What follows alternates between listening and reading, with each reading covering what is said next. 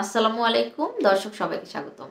দর্শক, আধা কাঁচা বা আধা রান্না মাছ মাংস খাওয়া কি নিরাপদ? চলুন সে সম্পর্কে আজ বিস্তারিত জেনে নিই। দর্শক, আমাদের মধ্যে অনেকেই আছেন যারা বিভিন্ন রেস্টুরেন্টে গিয়ে জাপানিজ খাবার, থাই ফুড, বিভিন্ন চাইনিজ ফুড, মেক্সিকান ফুড, মানে বিভিন্ন ধরনের বিদেশি খাবার আসলে খেয়ে থাকেন। আবার অনেকে আছে যারা দেশের বাইরে থাকেন অথবা যারা ট্রাভেলার রয়েছেন, বিভিন্ন দেশে ট্রাভেল করেন, তারাও কিন্তু বিভিন্ন দেশি খাবারগুলো আমরা টেস্ট করতে কিন্তু অনেক পছন্দ করি, খেয়ে থাকি। সুশি, গ্রিল, সামুদ্রিক বিভিন্ন ধরনের ফুড রয়েছে, সি ফুড, বিভিন্ন ধরনের স্টেক, এই আধা কাঁচা মাছ মাংসগুলো কিন্তু অনেকে আমরা টেস্ট করে থাকি। তো এইগুলো খাওয়া কি আসলে নিরাপদ বা কতটা স্বাস্থ্যের উপর ইফেক্ট পড়তে পারে বা এফেক্ট করতে পারে, চলুন জেনে নিই।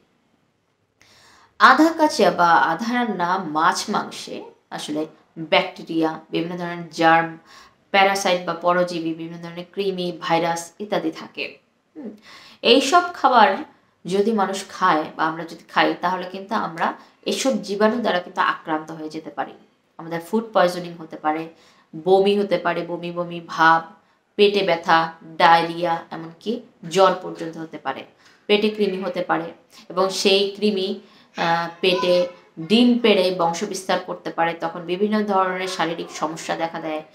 এমনকি এসব কৃমি কিন্তু মস্তিষ্ককেও, আমাদের যে ব্রেন আছে সেই ব্রেনকেও কিন্তু আক্রান্ত করতে পারে।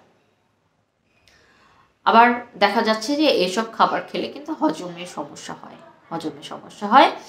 তো আধা সিদ্ধ চিকেন বা মুরগিতে যে ব্যাকটেরিয়া রয়েছে, সেই ব্যাকটেরিয়া কিন্তু গালিয়ান বারে সিনড্রোম নামে একটি অসুখ, অ্যাকিউট নিউরোমাস্কুলার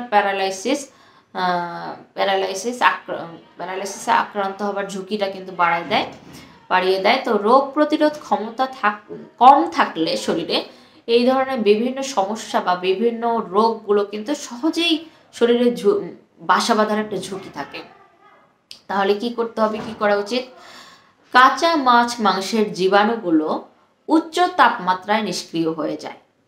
তাই পুরোপুরি সিদ্ধ করে ভালোভাবে রান্না করে কিন্তু মাছ মাংসগুলোর মধ্যে জীবাণুগুলোকে নিষ্ক্রিয় করে তারপরে সেই খাবারটা খেতে হবে। তখন পুরোপুরি সিদ্ধ করলে এই খাবারটা খাওয়া নিরাপদ। এবং কাঁচা মাছ মাংস কিন্তু দীর্ঘদিন ফ্রিজেও রাখা ঠিক না। দর্শক, দেখা হবে পরবর্তী ভিডিওতে। স্বাস্থ্য সচেতন থাকুন, অন্যকেও সচেতন করুন।